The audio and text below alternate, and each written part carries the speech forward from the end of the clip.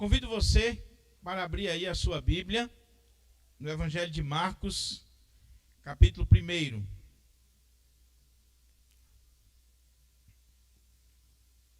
Evangelho de Marcos, capítulo 1, versículo 1. Agora pela manhã nós vamos fazer uma introdução geral ao Evangelho de Marcos, para que a gente possa entender a origem deste Evangelho, quem foi o seu autor, o público-alvo, e a partir daí, quando nós começarmos a considerar as perícopes, os parágrafos, nós teremos uma melhor compreensão do texto sagrado. Então, Evangelho de Marcos, capítulo 1, versículo 1, palavra do Senhor para os nossos corações. Aqueles que nos acompanham aí no canal do YouTube da nossa amada Igreja Presbiteriana do Pirangi, também pegue a sua Bíblia, por favor, e abra aí a sua Bíblia no Evangelho de Marcos, capítulo 1. Diz assim a palavra do Senhor: princípio do Evangelho de Jesus Cristo, Filho de Deus. Vamos orar ao nosso Deus. Ó Pai, nós louvamos o Teu nome, nós engrandecemos, ó Deus, o Teu nome e declaramos as Tuas maravilhas. A nossa oração neste dia, nesta manhã, na abertura desta série de exposições do Evangelho de Marcos, é para que o Senhor se apiede de nós, para que o Senhor tenha misericórdia das nossas vidas e que o Senhor venha falar ao nosso coração. Ó Deus, eu me coloco na Tua presença, reconhecendo a minha finitude, reconhecendo, ó Deus, o quanto fraco eu sou e o quanto eu preciso da direção do Teu Espírito Santo para ministrar a Tua palavra.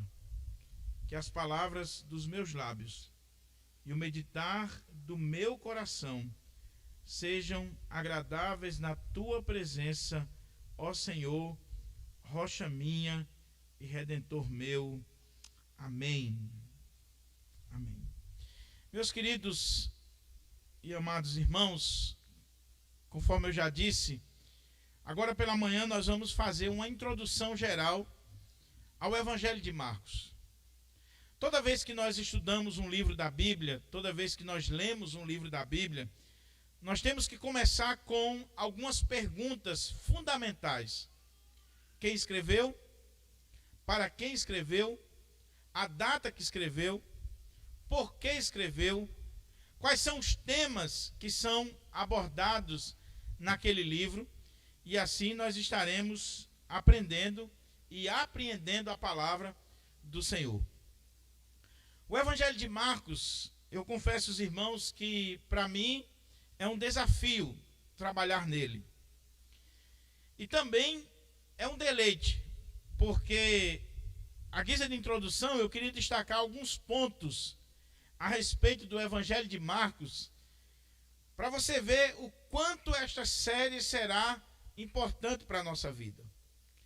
Em primeiro lugar, de acordo com o Dr. William Barclay, um dos maiores comentaristas do século passado, o Evangelho de Marcos é o livro mais importante que já foi escrito. E por que o Dr. William Barclay diz isso? Porque o Evangelho de Marcos foi o primeiro evangelho a ser escrito, não é o primeiro livro da Bíblia a ser escrito, nem do Novo Testamento, mas foi o primeiro evangelho a ser escrito. Existe nos dias atuais quase que uma unanimidade entre os estudiosos para defender esta tese de que Marcos foi o primeiro evangelho a ser escrito. E dele, Mateus e Lucas beberam para escrever os seus respectivos evangelhos.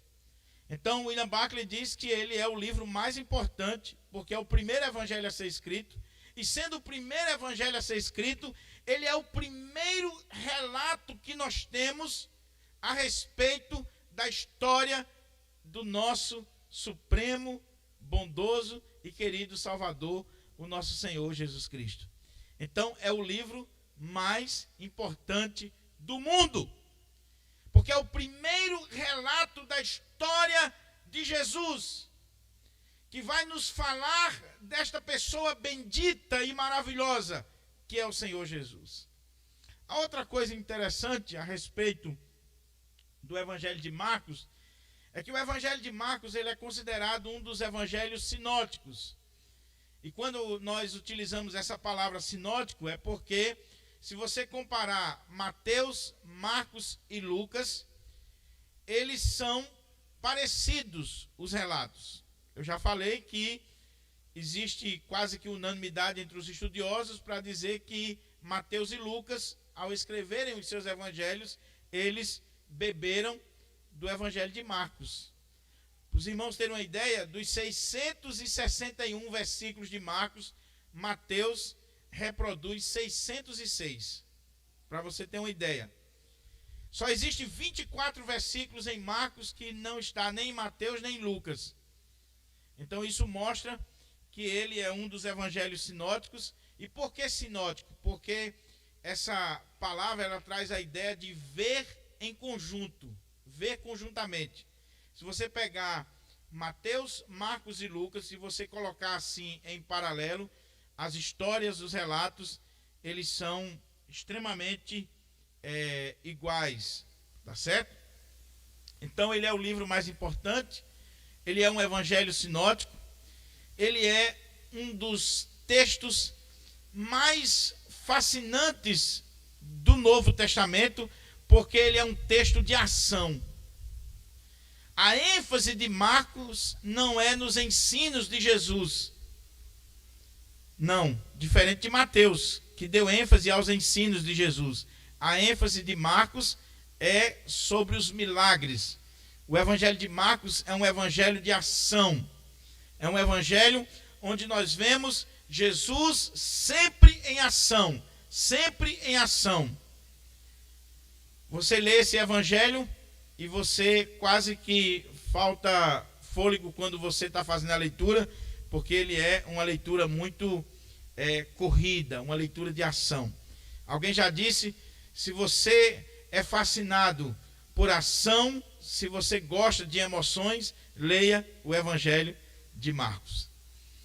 Agora, quando nós vemos aqui o Evangelho segundo Marcos, é importante a gente lembrar que nenhum dos evangelhos traz o nome do autor. Esse título aqui, o Evangelho segundo Marcos, é um título que foi dado na história da igreja e desde os primeiros séculos, mas que não fazia parte do texto original. O texto, ele começa assim: princípio do Evangelho de Jesus Cristo, Filho de Deus.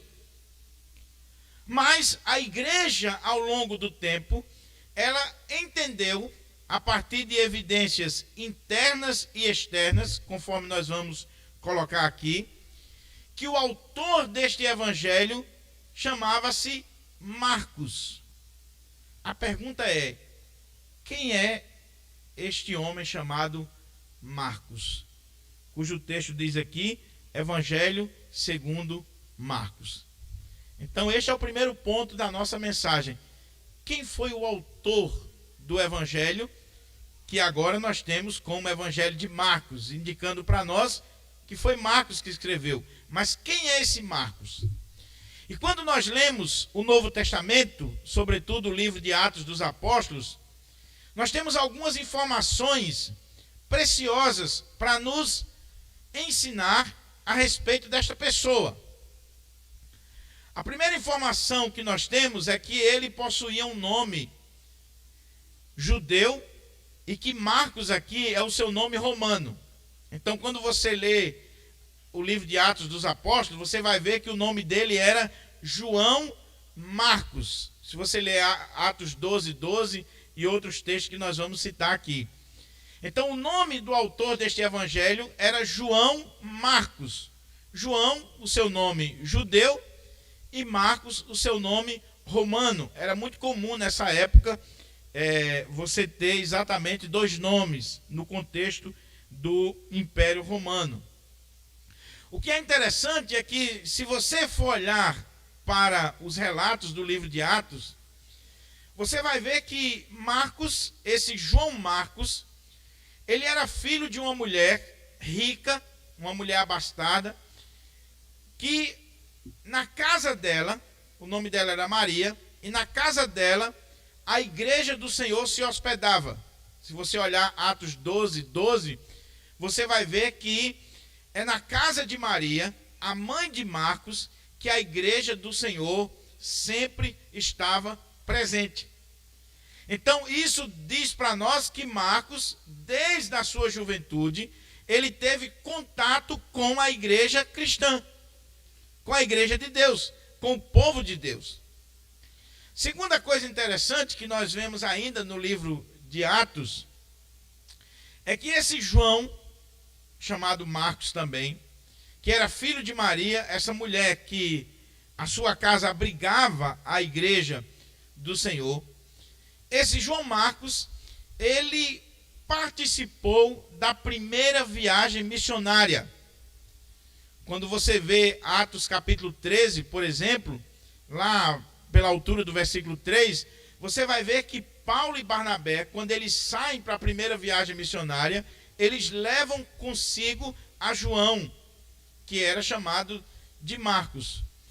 Então, ele vai como um auxiliar. A palavra que é utilizada na língua grega lá é que ele vai como um auxiliar, um ajudador, um servo do apóstolo Paulo e Barnabé. Então ele vai na primeira viagem missionária. Quando você caminha mais um pouquinho, no capítulo 13, você vai ver que no meio dessa viagem missionária, Marcos volta. Não se sabe por quê que ele voltou. Talvez, alguns estudiosos dizem que talvez ele sentiu saudade da sua mãe. Ele era jovem, ele era inexperiente ainda no ministério. Então ele sentiu saudade de sua mãe, saudade de casa, ele resolve voltar.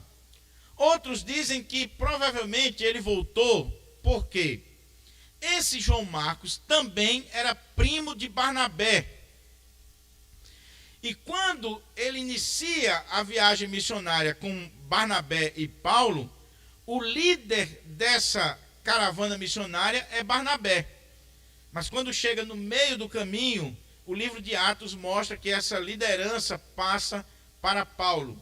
Então, provavelmente, alguns comentaristas dizem que Marcos, sendo jovem, ele disse o seguinte: olha, se o líder não é mais o meu primo, eu estou voltando para casa. Não vou mais seguir na viagem missionária. A outra possibilidade que os estudiosos colocam também é que aquela viagem que Paulo está empreendendo com Barnabé, a região que eles vão trabalhar é uma região difícil.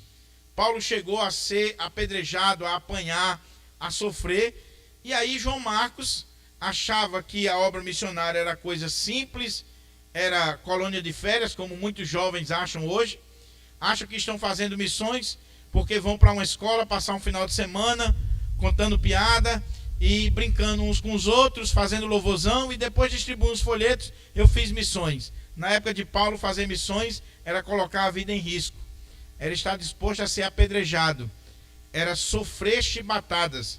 Então João Marcos disse: estou muito jovem, vou voltar, não quero mais caminhar com vocês. Vocês podem ler isso em Atos 12, 12, Atos 13, 3, Atos 13, 35. Você vai vendo os relatos sobre a vida de João Marcos. Tem outro episódio interessante. É que quando você olha lá no capítulo 15 de Atos, o apóstolo Paulo e Barnabé, eles já tinham feito a primeira viagem missionária. Houve uma discussão teológica sobre a questão da missão.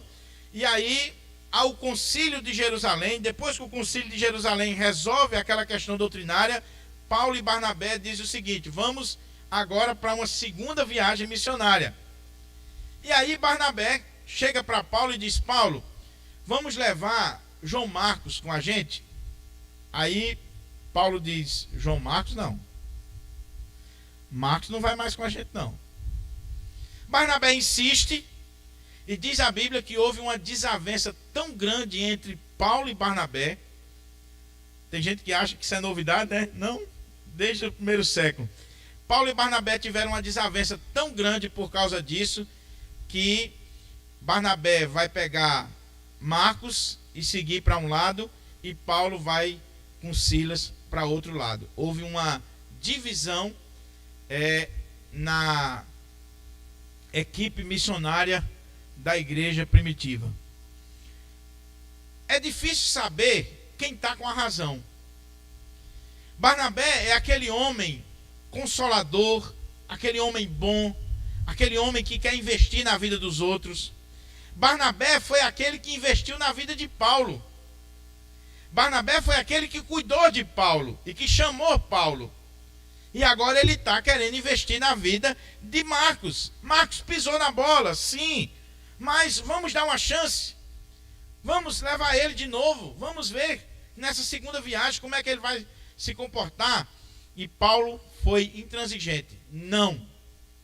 Marcos não vai mais. Pisou na bola, já era. Não vai mais. O que acontece, meus irmãos, como eu já disse, é que Marcos, ele é primo de Barnabé. Barnabé vai investir na vida dele.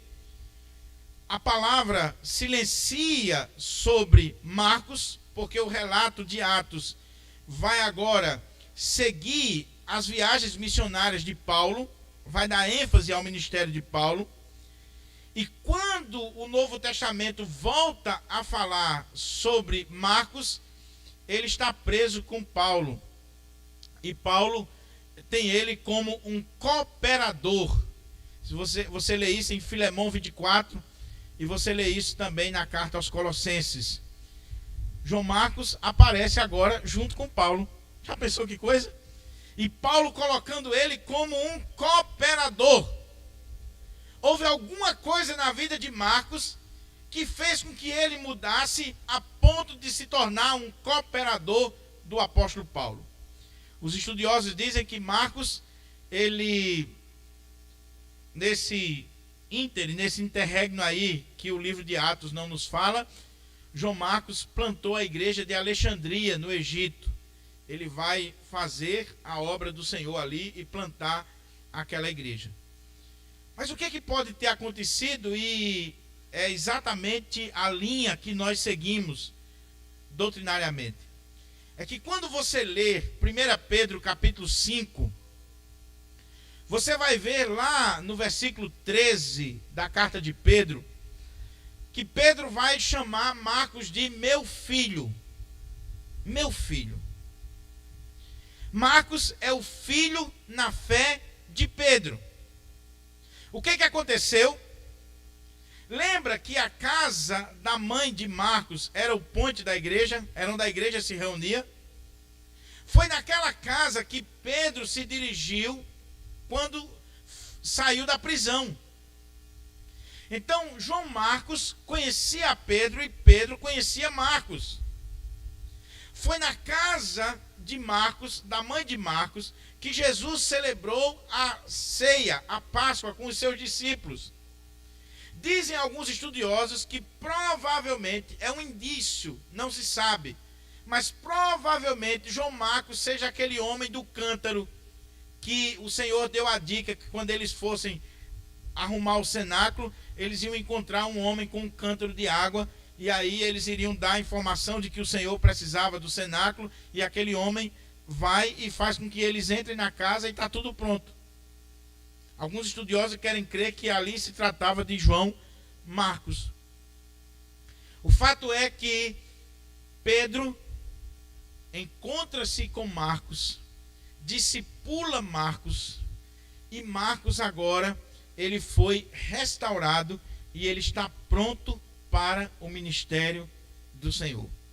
A ponto de Paulo reconhecer o seu valor reconhecê-lo como um cooperador, reconhecê-lo como alguém importante, alguém que serve para estar com ele. E quando nós lemos 2 Timóteo capítulo 4, há um relato interessante que Paulo, no final da vida, escrevendo a sua última carta, Paulo, ele escrevendo a Timóteo, ele diz que ele trouxesse Marcos, porque ele era útil para o ministério.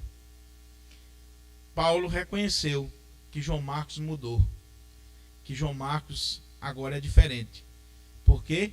Porque Pedro, porque Barnabé, porque o próprio Paulo investiu na vida dele. Na vida dele. Meus irmãos, eu acho que aqui a gente já pode começar a aplicar para a nossa vida, né? Talvez você chegou aqui nesta manhã e você olha para si mesmo e diz assim: eu não tenho jeito.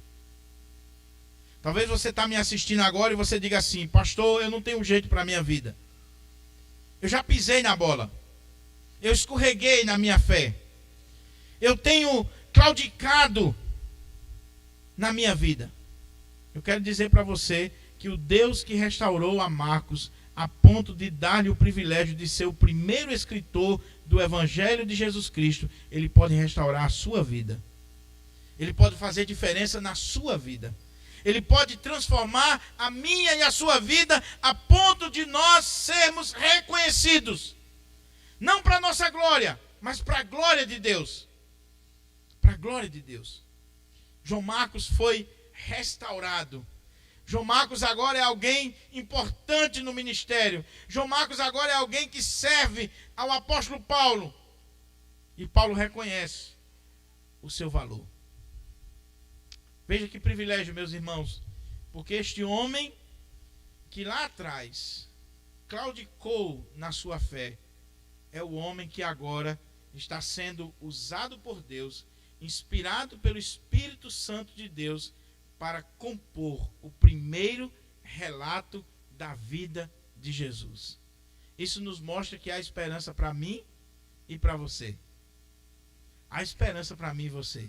Não interessa o quanto nós somos fracos, o quanto nós somos pequenos, o quanto nós já caímos. O que interessa é o que Deus pode fazer através de nós. Mas a outra aplicação que eu queria fazer é o seguinte: meu irmão, não desiste de investir na vida das pessoas. Nós desistimos fácil demais.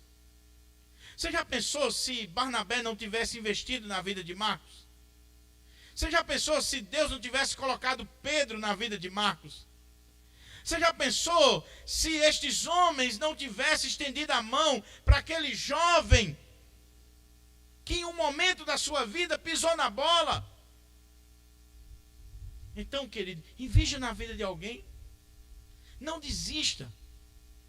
Continue investindo, continue. Porque Deus pode fazer milagres na vida de quem quer que seja. De quem quer que seja. Muito bem. Então é este Marcos que é o autor do Evangelho. E por que a gente sabe que ele é o autor do Evangelho? Talvez você diga assim: pastor, mas dos relatos que o senhor fez aí do livro de Atos e das cartas de Paulo, não diz que ele é o autor do Evangelho. O testemunho da igreja é que no Evangelho nós temos algumas impressões digitais. Quem trabalha isso muito bem é um comentarista alemão chamado Adolf Pohl. Ele diz o seguinte, que no próprio Evangelho nós temos algumas impressões digitais de que foi Marcos. E qual é a principal impressão digital aqui para dizer que foi Marcos que escreveu? É que Marcos é identificado como aquele jovem, lá do capítulo 14, versículo 51 e 52, que quando Jesus foi preso, ele fugiu com um lençol. Ele saiu acompanhando Jesus com um lençol, os guardas quiseram prendê-lo, e aí ele fugiu desnudo. Arrancaram o lençol dele e ele saiu correndo nu. Olha, quem sabia desse relato? Apenas o autor do Evangelho. Então muitos estudiosos dizem que nós temos aqui um indício de que esse jovem de 14, 51, 52 é João Marcos. Seria uma impressão digital no Evangelho para mostrar que é o autor. ainda que uma referência velada. Porque o propósito dos evangelistas não era engrandecer os seus nomes, era engrandecer o nome de Jesus, aquele sobre o qual eles falavam. Mas a segunda coisa é, para quem Marcos escreveu? E com base em que ele escreveu? Vamos começar pela base. O testemunho da igreja, eu falei das evidências internas, agora eu quero falar um pouco da evidência externa para chegar na data do Evangelho de Marcos. O testemunho da história da igreja, dos pais da igreja, dos primeiros escritores da igreja, é que Marcos é o autor. E o primeiro que defende isso é um pai da igreja chamado Papias. Papias é um pai da igreja, citado por Eusébio, o primeiro historiador da igreja.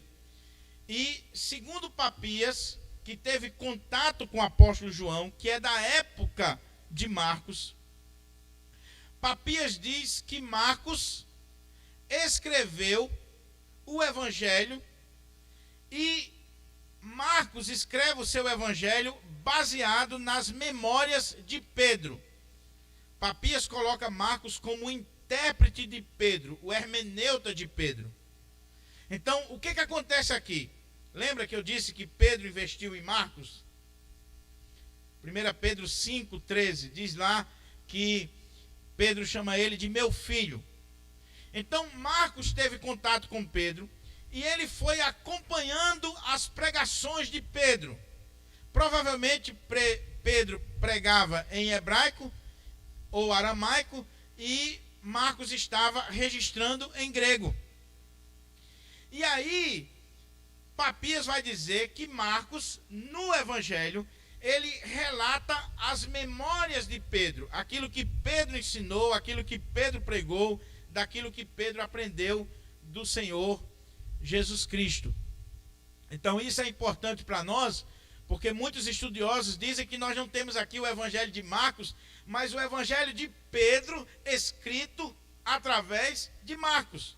Marcos é quem está colocando para nós aquilo que Pedro ensinou. Você já pensou que coisa maravilhosa? Nós temos aqui um relato da vida de Jesus fundamentado numa testemunha ocular dos fatos. Marcos não era apóstolo de Jesus, muito embora ele tenha tido contato, porque Jesus celebrou a ceia na sua casa, o cenáculo ficava na casa de Maria, mas ele não era apóstolo. E talvez naquele período ali ele nem convertido era. Ele vai se converter com o ministério de Pedro. E aí ele escuta Pedro e Pedro passa para ele as suas memórias a respeito de Jesus e ele vai compor este primeiro relato da vida de Jesus. Por que eu estou dizendo isso? Porque se Marcos está escrevendo as memórias de Pedro, aqui já começa a dar base para nós entendermos qual foi o período da escrita, ou a data da escrita, e para quem que ele escreveu. Há uma discussão muito grande sobre essa questão, mas a maioria dos estudiosos entendem que Marcos está escrevendo de Roma e para os romanos. E lá em Roma, Marcos escreve esse evangelho por um motivo. Qual é o motivo? A igreja de Deus, ali naquela cidade, pede para que Marcos deixe por escrito um relato das memórias de Pedro. O que provavelmente aconteceu? Aqui eu entro na data do evangelho. Os estudiosos dizem que o evangelho de Marcos, ele foi escrito entre o ano 65 e 69. Ele não pode ser depois do ano 70, porque no ano 70 foi a destruição de Jerusalém, e no capítulo 13, Marcos registra o sermão profético de Jesus e não coloca isso como um fato já acontecido, coloca como uma profecia. Então, se você lembrar deste período aqui, meus irmãos, preste atenção nisso aqui que é fundamental. Eu sei que essa parte introdutória, muitas vezes, a gente despreza um pouco, mas é importante para entender o texto. O que estava acontecendo nesse período? Nero, que havia assumido o Império Romano no ano 54. No ano 64, Nero, ele começa uma perseguição aos cristãos. Ele chega a tocar fogo em Roma. E a perseguição é tão grande que Nero vai dizimar boa parte dos cristãos de Roma e também vai martirizar tanto o apóstolo Pedro como o apóstolo Paulo. Então, se Marcos escreveu por volta do ano 65, Marcos está escrevendo depois da morte de Pedro. Pedro havia morrido, havia sido martirizado, e a igreja, vendo que os apóstolos estavam sendo executados pelo viés do martírio, a igreja começa a desejar que o relato da vida de Jesus, que foi transmitido pelos apóstolos, pudesse ficar por escrito em um livro. E aí eles clamam para Marcos escrever as memórias de Pedro. Provavelmente é isso que aconteceu. Então, Marcos está escrevendo de Roma, num contexto de perseguição, as memórias de Pedro, para confortar uma igreja que está sofrendo, que está sendo perseguida, que está sendo massacrada pelo martírio e pela força do império. E é para essa igreja sofredora, para essa igreja perseguida, para essa igreja que está sendo martirizada, que Marcos vai dizer para aquela igreja que Jesus Cristo é o Rei dos reis, é o Todo-Poderoso, mas também é o servo sofredor. Você já pensou que coisa extraordinária? Esse evangelho vai narrar para a igreja do primeiro século a respeito da vida de Jesus, mostrando que o Rei, o Senhor, a autoridade suprema não é César, não são os imperadores romanos, não é Nero, mas o Senhor Jesus Cristo. Mas esse rei, ele é um rei servo, sofredor. E isso traz consolo e conforto para a vida daquela igreja. Então, quem é o autor do evangelho? João Marcos. Para quem ele escreveu? Para a igreja do Senhor que estava em Roma. Ele escreve de Roma para os romanos. Ele escreve a partir das memórias de Pedro. Então, provavelmente ele está escrevendo por volta do ano 65 ao ano 69. Com que propósito? Confortar, consolar, fazer com que a igreja do Senhor, em meio a todo aquele sofrimento que a igreja estava enfrentando, a igreja pudesse ter um relato da vida, da história, do ministério de Jesus Cristo, e aquilo ali pudesse provocar mudança no coração daquela igreja. Meus amados irmãos, estudar esse evangelho vai mexer comigo e você.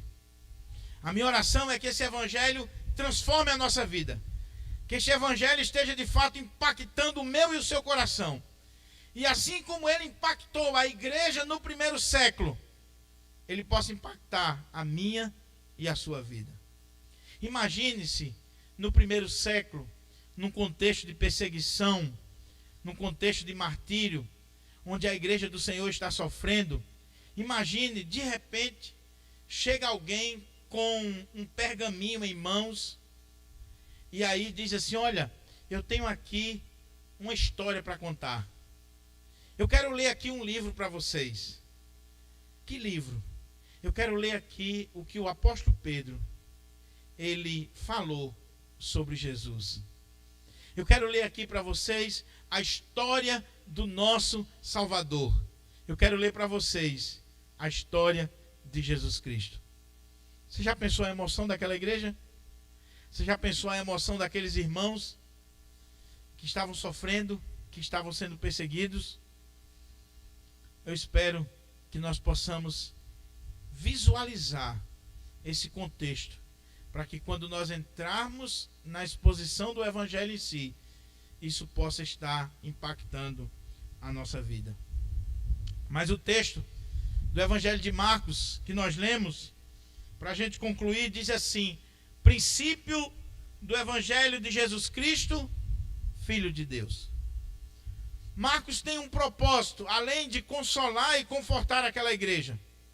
Ele quer mostrar para aquela igreja que Jesus de Nazaré, não era um homem qualquer, não era um amigo, o cara legal, ele era o Messias, o Filho de Deus, o enviado de Deus. A igreja daquela época ansiava pela vinda do Messias, do enviado de Deus. É claro que o messianismo, na visão judaica do tempo de Jesus e dos próprios discípulos de Jesus, a visão que eles tinham do Messias era equivocada. Eles ansiavam por um Messias que viesse restaurar o poder político, econômico, bélico de Israel. Toda a glória daquele reino davídico. Marcos vai dizer para aquela igreja que está sofrendo, é um contexto de lutas, de guerras, de entraves tremendos entre o povo judeu e o Império Romano, que vai culminar na destruição de Jerusalém, do templo. Marcos está dizendo para eles: olha, vocês estão ansiando por um Messias, pois eu quero dizer que o Messias já veio. O Messias é Jesus Cristo, o Filho de Deus. Aquele que Pedro pregou, aquele que os apóstolos estão anunciando, aquele que vocês vão conhecer a história a partir do relato que eu estou fazendo, é o Messias, o Cristo, o Filho de Deus. O Evangelho de Marcos vem mostrar que Jesus é o Messias, aquele que viria como enviado de Deus para Israel. Quando nós lemos o Evangelho, nós vamos ver que no primeiro momento há um impacto. Quando Jesus começa a operar milagres, a fazer maravilhas, aí as pessoas começam a entender: o Messias chegou. É esse o nosso Messias. Só que quando Jesus começa a pregar o Evangelho e a confrontar aquelas pessoas e mostrar que ele não veio simplesmente como um milagreiro, mas como um pregador, e ele começa a pregar a respeito do reino de Deus para aquelas pessoas, e ele não prega um reino humano, político, nesta dimensão terrena, ele está pregando um reino espiritual. Então as pessoas começam a dizer: esse não é o Messias que nós queremos ou que nós ansiávamos. E eles vão matar Jesus. Eles vão ir de encontro ao Senhor Jesus. Os próprios apóstolos, que no primeiro momento reconheceram Jesus, depois eles vão negar a Jesus, porque ele não é o Messias que eles esperavam. O Messias que eles esperavam era um Messias guerreiro, expansionista, que viesse e lutasse contra Roma e restaurasse Israel. Mas o Messias que o Evangelho apresenta é um Messias que é rei, que é todo poderoso, mas que veio humilde. Nasceu numa condição humilde, viveu de forma humilde e vai morrer como um servo sofredor. O seu reino não é deste mundo. É portanto que quando Pedro reconhece Jesus como Messias, ele fica feliz da vida. Ele recebeu a revelação: tu és o Cristo, o Filho de Deus. Mas em seguida Jesus diz: olha, eu vou morrer, eu vou para Jerusalém, eu vou ser entregue e eu vou sofrer muito e eu vou morrer. Pedro diz: de modo nenhum.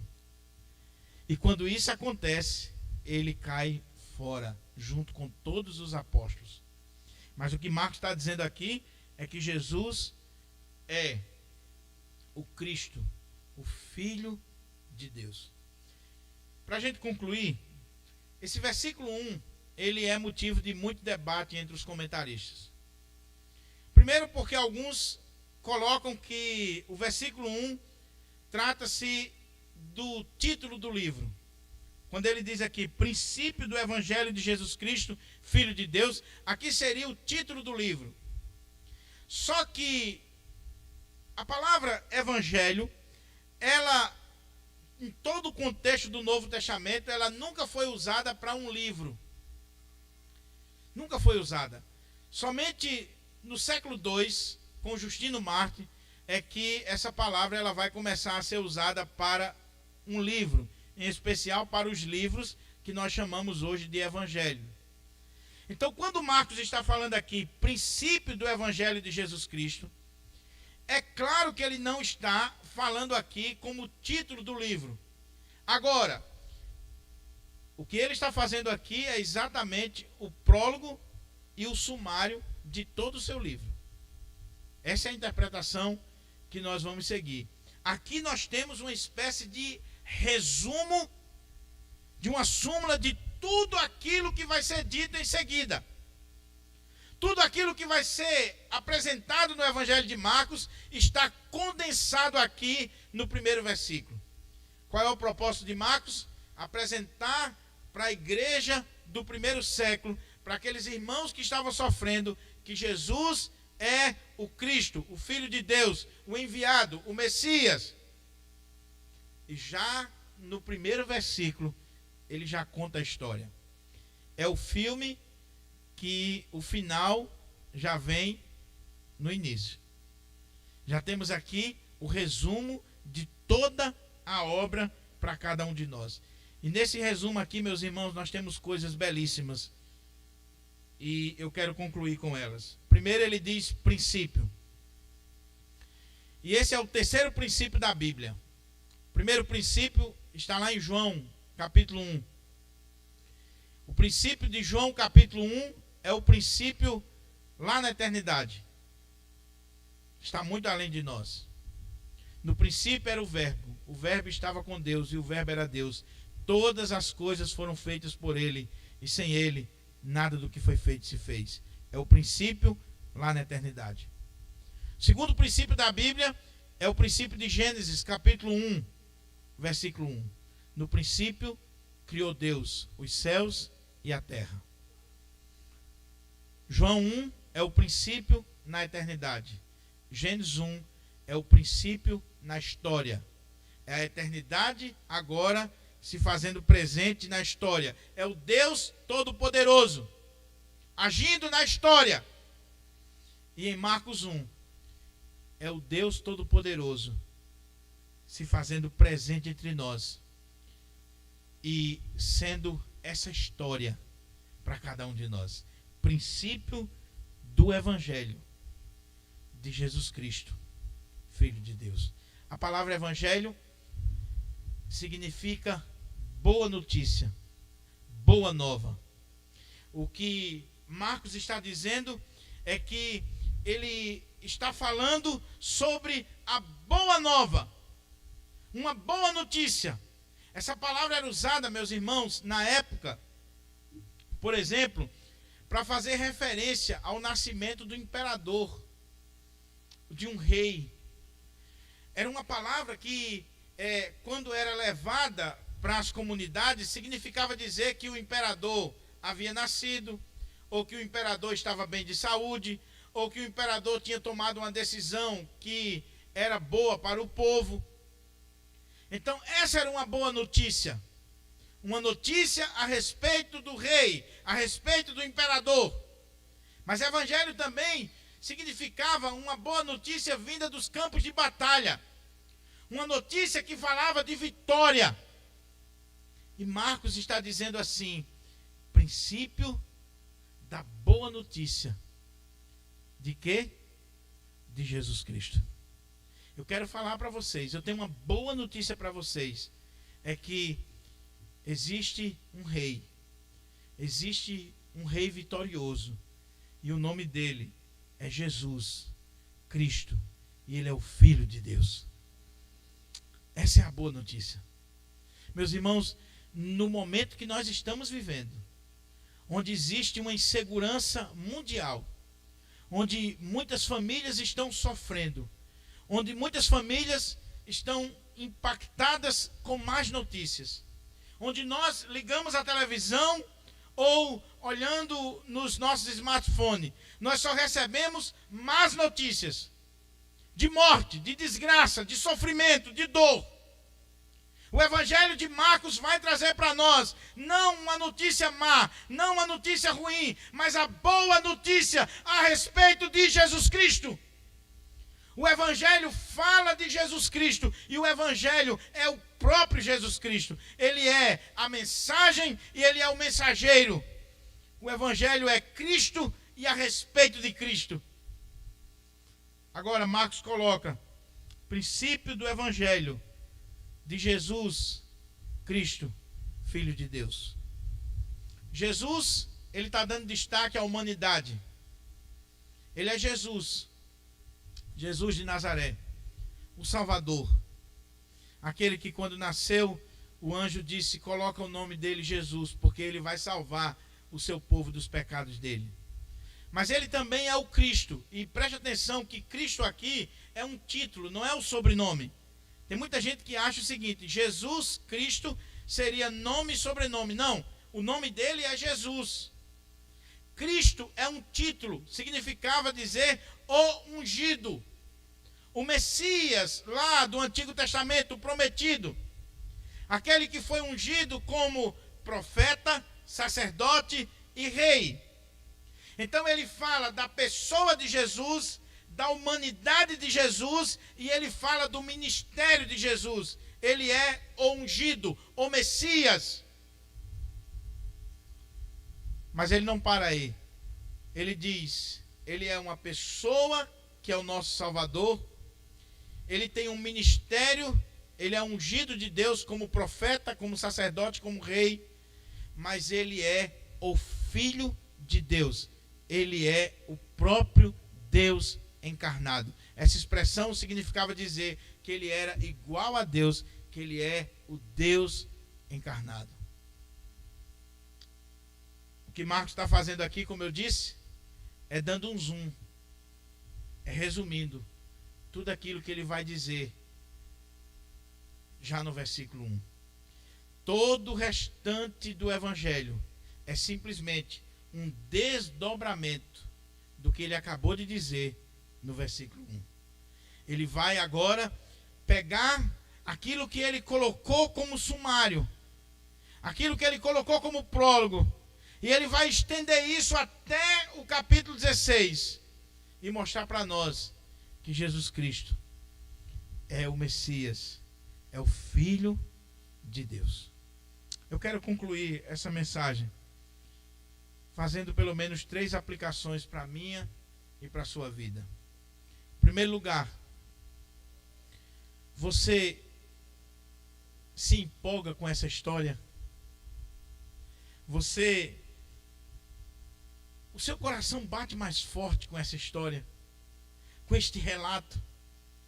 Você já parou para pensar no privilégio que você tem? Você tem em mãos o primeiro relato da história de Jesus, o Filho de Deus, o homem que dividiu a história da humanidade, o Rei que se fez servo, o Deus Todo-Poderoso que se fez carne e habitou entre nós. Oh, meu amado irmão, a minha oração é que você se empolgue com essa história, é que você mergulhe nessa história.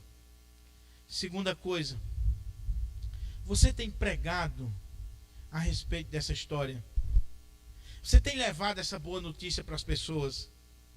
Você tem falado dessa boa notícia? Meus irmãos, não vamos ser propagadores de más notícias.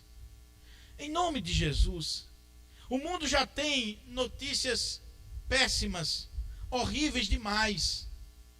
Como eu disse, liga a televisão, é só notícia ruim. Olha o Facebook, olha as redes sociais, é só coisa ruim, é só discussão, é só briga, é só querela.